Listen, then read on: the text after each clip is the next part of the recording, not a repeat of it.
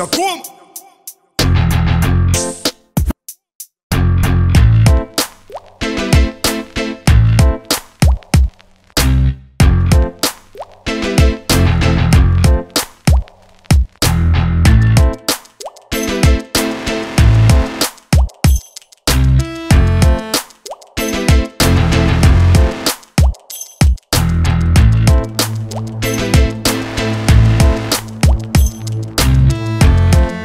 Eruma guys, ndakulandiraniso ni mu studio ya Amuna Miso Ghetto Umbrella Show representing AMTV.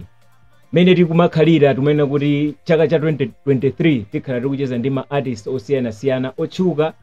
ma upcoming artist ndi artist wina aliyese akuyenera kuti afikire Malawi. Pano pa mu studio mmene ndinanenera ndili ndi Anene from Zomba. Anthu ambiri kumangonena kuti Amiso muli ku Zomba, muli ku Blantyre kapena ku Lilongwe. Pano tabwera ndi artist wa ku Zomba, Anene. Anene limathandiza chani? Ndi yawo. Ndi Anene. Ndi yawo. Chichewa chake ndi achimwene. Achimwene. Ndi ine ndi achimwene. Okay. Okay, achimwene. Sure. Ndakulandirani mu studio ya Amuna Miso achimwene. Ine ndanyadira kwambiri kuti napanga chisankho chokuti Anene acha abwere kunoko ndi ine sindanyadira. All right. Ndiwuzani. Sopano Amalawi ino adziwe ino sopano kuti Anene SLYC ndi ndani? SLYC real name ndi Innocent Malemya. Munthu ne ndabadwa komanso kulira Zomba. Kwathu nabadwa of course ndekha. Mama kwa mayange because my dad alisondi finite. So I have a sister Mano wako big man because my mom and dad separated the school napuzira kuzomba like primary napuzira kuzomba konko mati pabwaira namba stand 1 mpaka stand 4 mpaka stand 8 napuzira ku na milongo kena kwa nasendisankhira ku Mungu secondary kena ko from 3 mazwabe after beina age boys anasanjosa gate kena ko nasaka anasokera kusura chamba kwambiri ile uzunguza ineyo kuti mina sisunga khulweza ndi soba man. I don't drink yanchani kena kono ananichisa gomwe uja nasaka pitano ku Masongola secondary school lumene nasabaliza for 4 and then 2019 ndimene nasabwera no Blantyre nayamba nophunzira no ku Malawi Institute of Journalism Meji. From 2019 nazasiya kai chifabe mazwabe za nthumba mojani nazoti fees makuti so nazasiya kena kono zamene no 2021 nazayambiranso kena kono kumaza maliza 2022 ndepano ndikupanga no attachments Zomba ku Chango Community Radio. All right. Yeah. So you are a professional journalist, qualified professional journalist. Yeah. All right. Takumana tolangaendo katoka osatifusa mafutso. Ofusa tipe. Ndipo apa tisifusana yo. Okay, jabwino. Okay, yeah. Okay. I say SLYC. Yeah. So mano maziwa music kumala kunoko ndi ovuta. Maka kuzomba. Kuzomba kuli system ina yake anthu amene kuti ndi city of hip hop. Yeah. Yo member hip hop kapena local kapena member jamba chani. Ine ndi mapanga fuse kwambiri local ndi urban ways. Okay. I don't do pure hip hop, underground or whatever. Of course galikali ninkaimba hip hop before I was known. Dinali zinanga dinatami na imeino. Tapne ninkaimba ka hip hop chana mazobe ndi Zomba kaja ya kwambiri hip hop kwambiri. So I realized that okay, I have to bring something unique to the people. But at least antoja kama ona zinata kuma this guy, of course we understand, we know kuti Zomba ija hip hop kumana dawa sawa kumenya hip hop kumenya zina zake zichizukuti za miganda zija za michezo jani mazipanga fuse. So ineyo sikuti ndimamenya hip hop, I just fuse. Ndio mano pina ndimatha kugwera yoncho basi menya kina ka drill ka trap yoncho kumana kwambiri ndimamenya zimeze za chimalawi zichikalibiza tuzicha. Okay. So I understand you as an artist and you are also a producer. Zinamba banje unamba kuimba kapena production? Okay, namba kuimba. Ine kuimba I had a passion could like since 2007 if not 2008. Hemeni mavira kama china chibade acha na mpenjere hata flow and hemeni jayo. Nde sinanga radio tinkakundo kuimvira kwambiri unayebeza social media kuni kwene. So basi nikamkata okay nani sentena against akalo imba. Kena kono in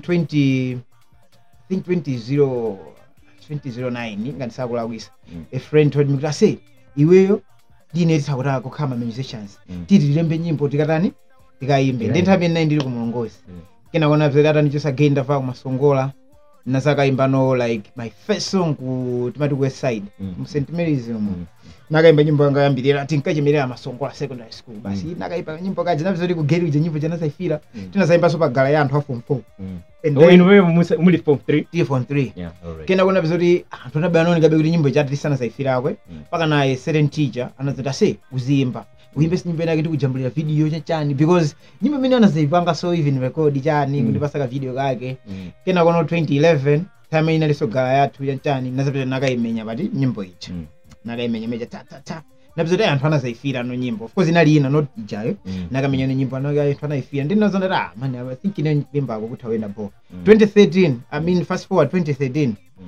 nasakumana no ndi this other guy Mr Nkoma ainwake Mish Records oh yeah mimi natujusa nyimbo zaina ndabwerako kucha ndini ngakutopita makaimbira kena kwesisa tiana zase ineyo panopa ndumatani ndumakhala busy ndi work ndi uzikhala kuti ku studio ndikuphunzitsa ziwiri start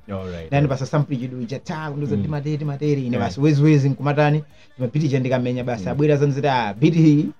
waira kuisaba upange chakuti ndi nthamisi mathonyamuka vako ina special D makoza seta vera beat basi azira aya timakonza choncho basi wezi so with time basi nabezoli sina chedo sokuzipangano kuzizolowera zinthu zicha 23 ni mwezi cha October November December vamini nasaimba no nyimbo no zaji na ndabwerako zija ina napoera game ili yawo ina unjo ya ndani chanchani namenye zimene zija basi nazisiya 2013 kuyamba no 2014 ndikamazimba no mashow amagero ache fancy be mazafira be kuti artist we out bwanji kina unambo mazafira man nyimbo zitakaza bo kina kono 2014 in September nazajambula no video ya ndabwerako kina utajambula 2015 Ami 2014 mapeto nakumanda tena yake mali Young Hepo inaanza say nyimbo zinsapo titawuzipanga titawuzipusha yera ngoni pasaka dola wezi inisindike wezi use transport vai kuti Blanta bwana bwelesa Blanta and then anazaka zisiyano kwa guys iyi January mpuna zano nyimbo ija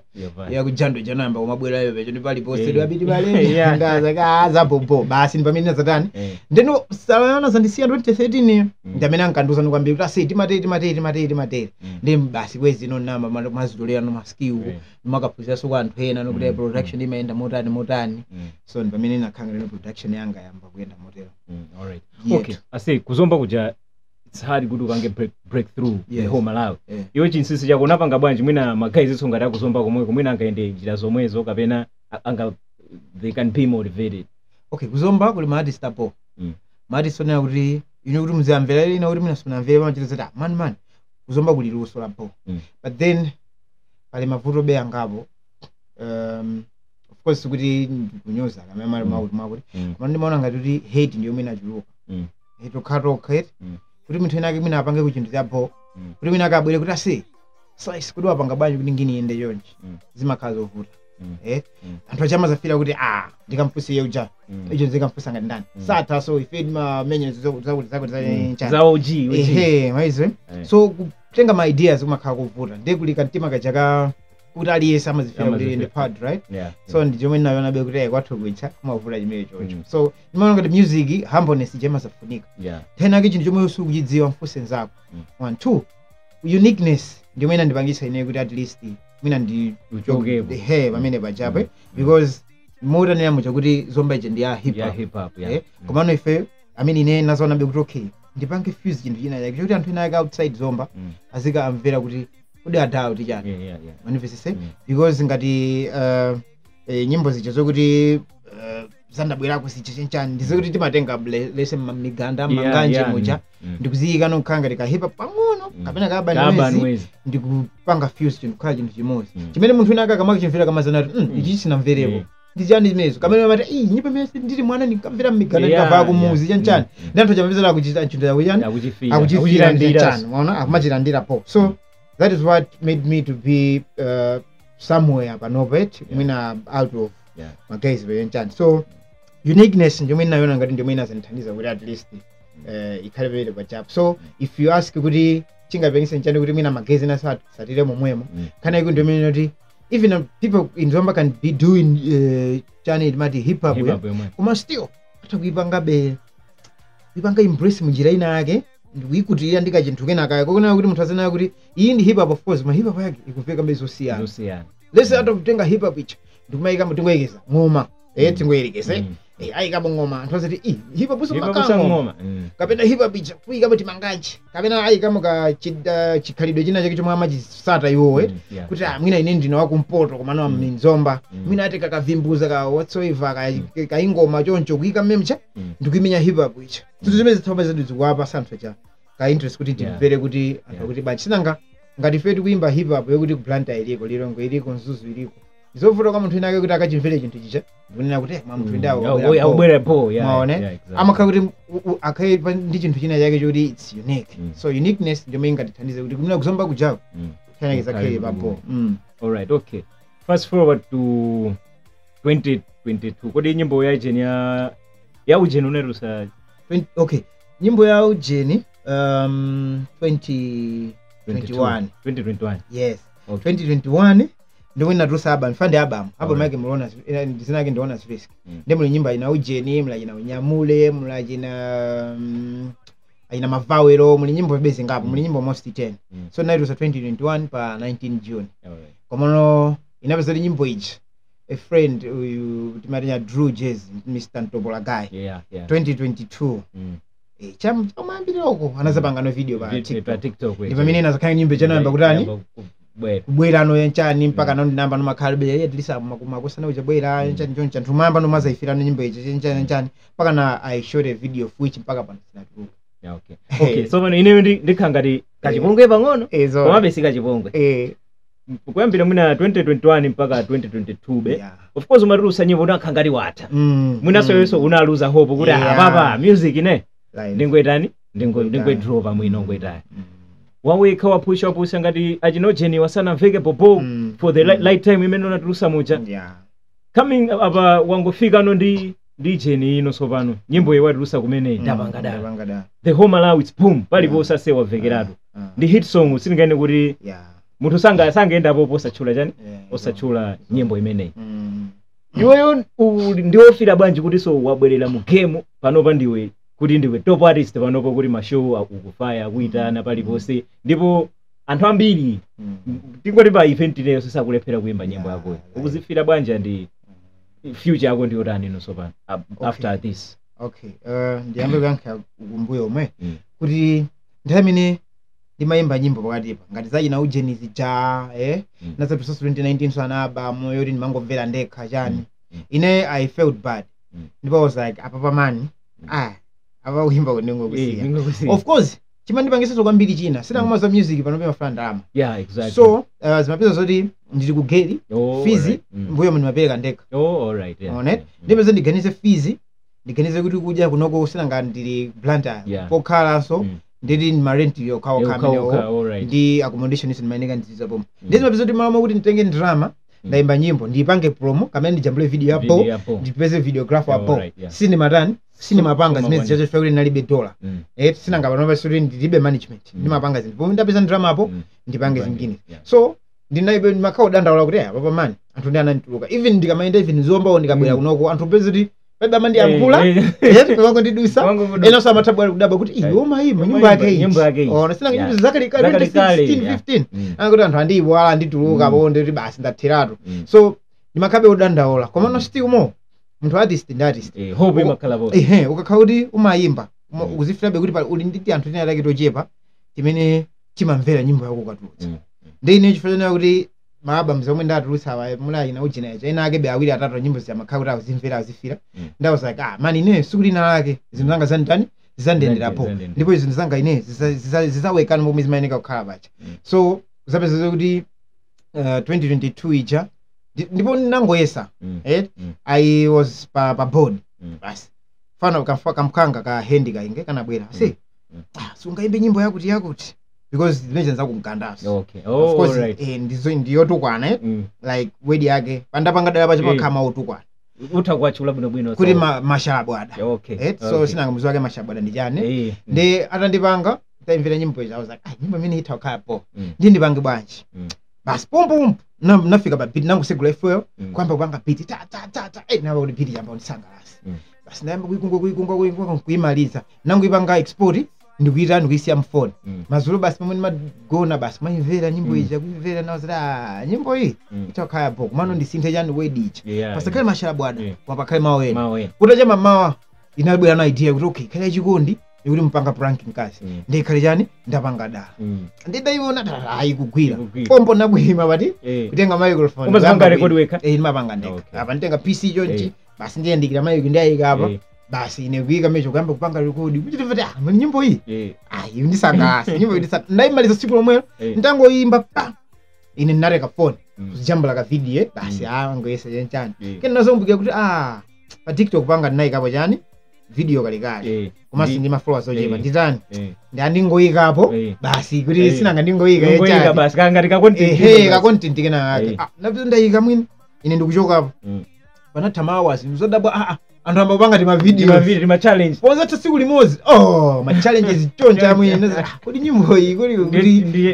ndi hit ndithu sina kama zo okay munthu sumazoti upanga hit unachilongamo ngombe zimene samana mizani kuti ine apo ndikamanga ndipanga hit zipecha zimankhala kuti basi soma chakugwera yochani so ndazadabwa after a day TikTok mali yazaziratu mani ukangopanga scroll bizo wina wapaka video paka pamatano mawiki madabati nyimbo ichatani yapanga makuti ndipo ine nsanami ndikamakhala panopa kwa munthu wina lese amene ningamuthokoze kwambirira kwambiri amakhala munthu pa TikTok pa TikTok ndimene ndipangisabe kuti ndibwerese mu game chifukwa anthu anandiwa komano mageza TikTok sanaonetse kuti nachita wapempha chifukwa sanami suti mnimapita ku inbox kama ndipangire video komano anthu pifua cha chikonde anangoamba nomango ziti ipanga video icha basi challenge kupanga motero so I felt good kuti at least I'm back because that was what I was praying for kuti amwene ineyo haso yanga imatengera ku music pano sina mapanga za school koma ndeti haso yanga ili yonse ikutengera pachani pa music the music ngati iku flow pa chonchi sindikuyenda ma show chili chonse chikuteka ndeti means kuti ineyo so nayenderani nditi basi ndekuti zingini yanga singa maende sapo so with that I felt good kuti at least I'm back and pano pamwene kumadusa magero mu yani ma radio mu ndeti ma videos zose daily anthu matumiza ati mavina ali pakuti zokuti basi nyimbo ija send hit ndipo ili patali nyimbo imene ja ife tasangala kuti wabweresera Malawi hit nyimbo zimene chazo ndezi makoma ati anthu kuvina say maukwati mujani inde ife kutele kuti TV inatopa kwati pa TV ni basi awode mungoyendera chiwali isathe ife kuti sanapange ukwati modiso ni abantu ganizira kuti mina ndingokwati uivine so wekaso Ndapangadala yetu ma guys ndimene ndikuchirira ndi SLYC pano patasala ndi chigawo chomaliza kuti ndicheze ndi SLYC gawo yomaliza ndakhala ndi pomwepo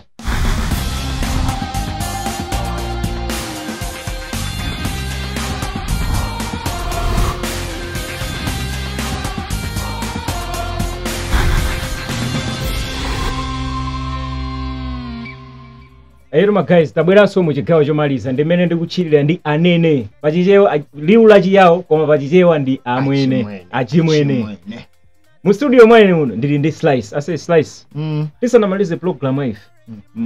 artist amakhala ndi maplani ake chaka chikuti chaka chichi ndikhala ndi chanja iwe maplani akwa music wasanja mautani okay apapo nzoti mapanga plan kuti at least March mu ndiyeseso bebe kumenya kena kake so sina ngati ngati zipase time frame then manenge ningodeka kaiwezi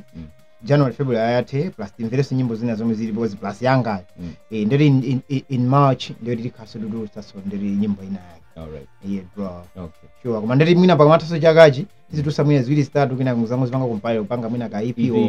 or so something like that okay good ndichifukwa chane soko ndopanga ma collab I can sing I can rap must I make beats nesu ndi produce ndisifuna munthu inagazi ndisunguza mu okay ndi mwina pali magazi enofuna collab chanchani zabobo zimateka zabobo ngondipeza kubeji kuja SLYC basa ndipeza mbeo generate inbox I said fight banging channel of course mano makhala busy mano still zimateka okay utenga ngati kwa magero youths ma artist amugero mwina so kuti sofuna so azafikire pa level yako ungauze zotani magaye tazipangani chinjo mwini mukuona kuti ndiyanzeru chinthu chimene inuwe mukuona kuti chitha kupindulira nicho tiye nacho because pala anthu ena akatha mabweza ni mbuyo kuti si zomupanga zinzopoira zomupanga zisingakuthandiza zomupanga zinzopoira zachimizi